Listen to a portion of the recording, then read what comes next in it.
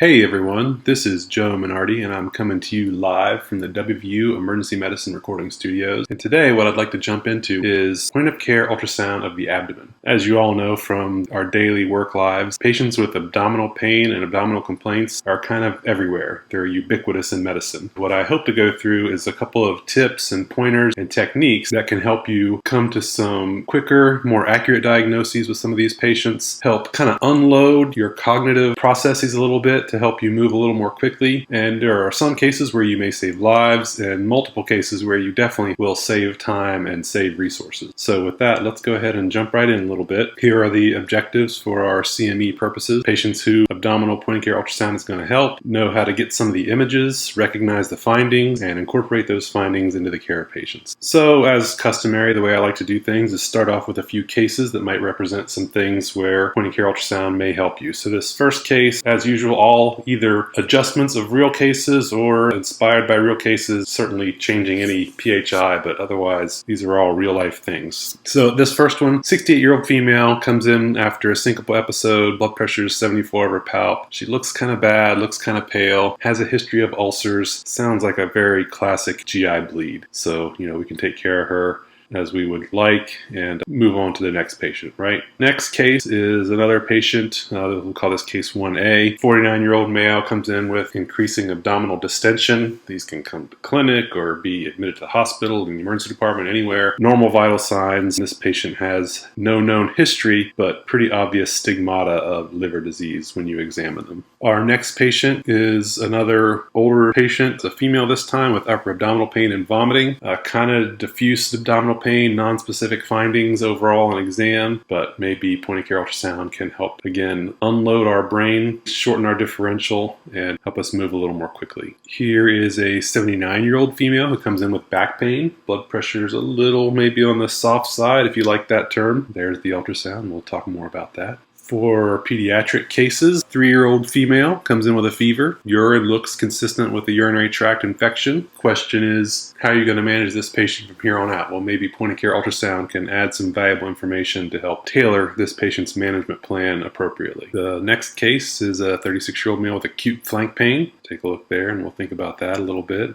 Another renal case, a 64-year-old male admitted for an acute kidney injury. Very common on our medicine and family medicine services. Happens in the ICU, surgical services. This happens everywhere. That's our basic spectrum. Obviously, it's not all inclusive, but that's a spectrum of our beginning point of care ultrasound of the abdomen scenarios that we're going to go through. We all know radiology ultrasound is not always available. The evidence for the utility and the accuracy of some of these findings in the hands of non-imaging specialists with some good background training and practical experience is that we can expedite decisions, improve care, we can decrease our cognitive load, we can be faster, more accurate, and even save resources in some of these precious healthcare dollars. And something that I like to encourage, especially in the emergency department, but I think this can be translated to the clinic or to the inpatient setting, is when you see a patient with these abdominal complaints, not just abdominal complaints, but for today's topic, abdominal complaints. If we do this during the first visit, during our first contact with the patient, we can expedite care significantly. It closes more loops for us in our differential diagnosis, maybe shortens the differential. Sometimes we'll get a diagnosis right away, and it can help move us a little more quickly to that plan and ultimate disposition. And if we can do this during our first contact with the patient, again, we unload ourselves cognitively. We have to come back to the patient fewer times. We don't have to visit them. You don't have to go see them and then grab an ultrasound and come back. And we don't have to think through it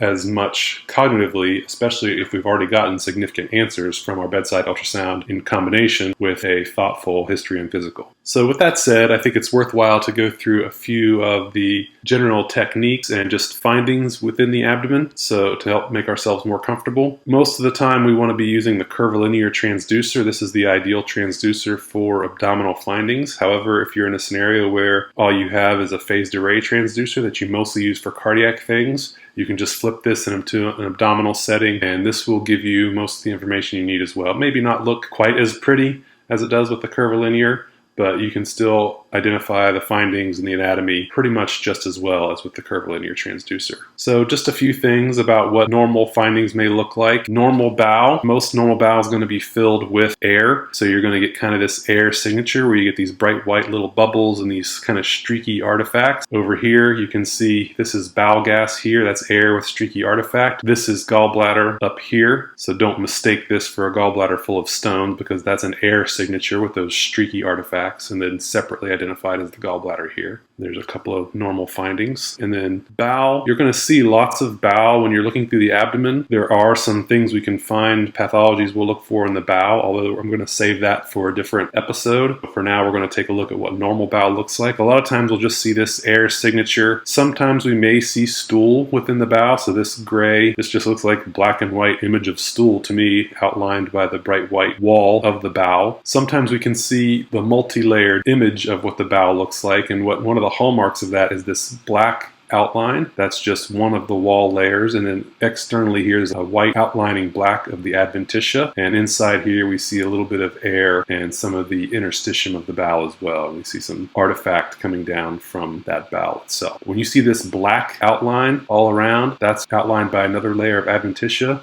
That is almost always bowel. Don't mistake that for maybe a gallbladder filled with stones or an ovary or some other anatomical structure. Just a couple more examples. That, again, bowel signature with that multi-layered adventitia outlining a black outline with the interstitium here. Same thing here. We see that black outline here. So don't mistake this for a gallbladder, an ovary, or another anatomical structure. This is bowel, and this is one of the ways that bowel can appear with ultrasound. Couple more bowel signatures. So this is with a linear probe, so we can see a lot of detail of that bowel wall. So this is large intestine with the spaced out haustra, and then we see just the air and the artifact. Here we're over on the left side, this is the spleen, and we can see kind of underneath and medial to the spleen, this is all a fluid filled stomach, and you can see how it takes on a little bit of shape. There's little particles floating around in there. It looks like cheeseburgers and Miller Lite to me. And then sometimes, again, we're not going to focus on this a lot, but we may see signs of inflamed bowel, where we see pretty good outline around the intestine, and we see bright white inflammatory or echogenic fat. In this case, this is a diverticulum outpouching from the bowel, so this is a case of diverticulitis. Here we see the bowel. It kind of looks like a sausage and Alfredo sauce maybe, because it's outlined by this white inflammatory mesenteric fat. So this is what inflamed bowel may look like, and this is a little fecalith inside of a diverticulum.